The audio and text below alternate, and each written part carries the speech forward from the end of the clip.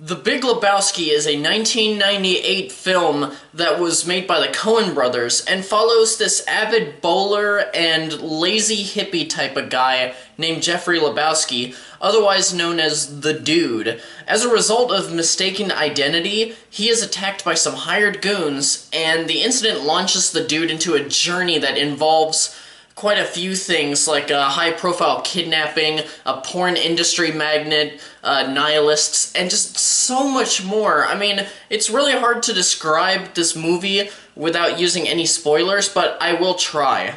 Everyone in the film gives an excellent performance, from Jeff Bridges playing the Dude. You've got John Goodman playing his gun-toting Vietnam veteran friend, Walter, Steve Buscemi as their friend Donnie, and so many more. Even Julianne Moore plays this really odd character, and yet she's definitely a well-written character. Now, the story is where it gets complicated, because just as the Dude says, you know, there's a lot to this case, a lot of ins, a lot of outs. The whole movie starts with a guy who is unemployed that's attacked, and a prized possession of his, a rug of all things, is tarnished. And everything that happens in the film stems from him just wanting his rug to be replaced. I mean, just think about it like that. The story is as absurd as you could think of, just starting from the fact that it involves a rug. A fucking rug. And just thinking about naming the specifics about what goes on in this movie, it's really hard to explain to somebody who hasn't seen the movie, and it's really hard for someone who hasn't seen the film, who's now seeing it, to actually comprehend the ridiculous amount of layers that's in The Big Lebowski. It feels like a quintessential Coen brothers film, you know, with the usual wit and humor that they're known for, but it's one of their films that's injected with this strange and absurd story, and yet it's extremely entertaining.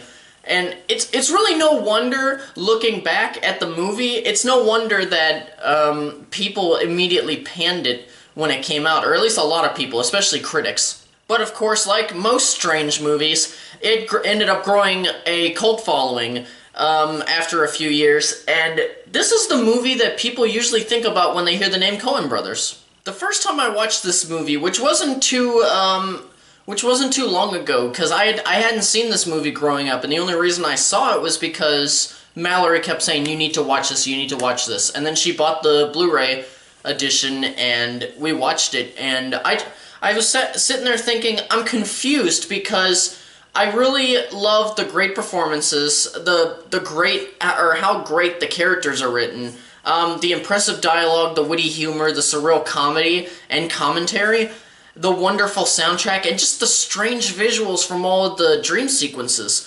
But the story was where it was really odd for me, because each part just added to the absurdity of the situation. And with a different film, it would not have worked. And actually, it shouldn't have worked in the first place with this film. However, the Dude being the one to actually carry me through this journey just makes the overall experience work, thanks to his calm attitude and happy-go-lucky demeanor. But I'm getting a little off topic. We're talking about the confusion that I had with Big Lebowski.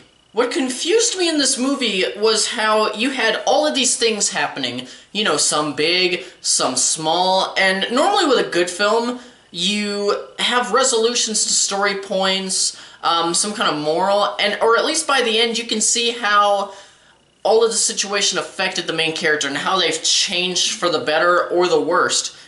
And we don't get anything like that. Stuff just happens and then stops. I sat through the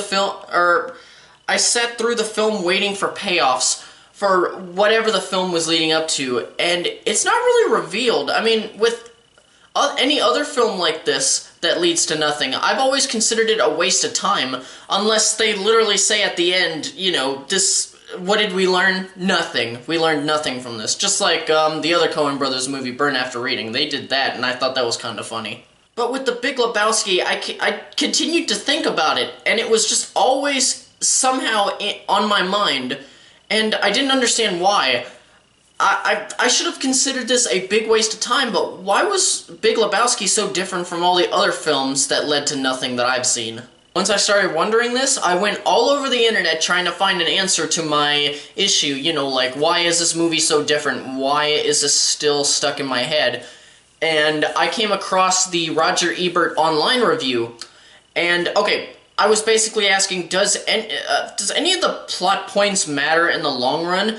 To which, quickly, the actual review answered no. And to quote the very last line from that review, if a man has a roof over his head, fresh half and half for his White Russians, a little weed, and a bowling ball, and his bowling buddies, what more really does he need? And that there answers why the movie works despite it being a resolution-free film. It doesn't matter because it's of little consequence to the dude himself. True, he doesn't ignore everything that goes his way, and he definitely doesn't want to see anybody hurt because of him.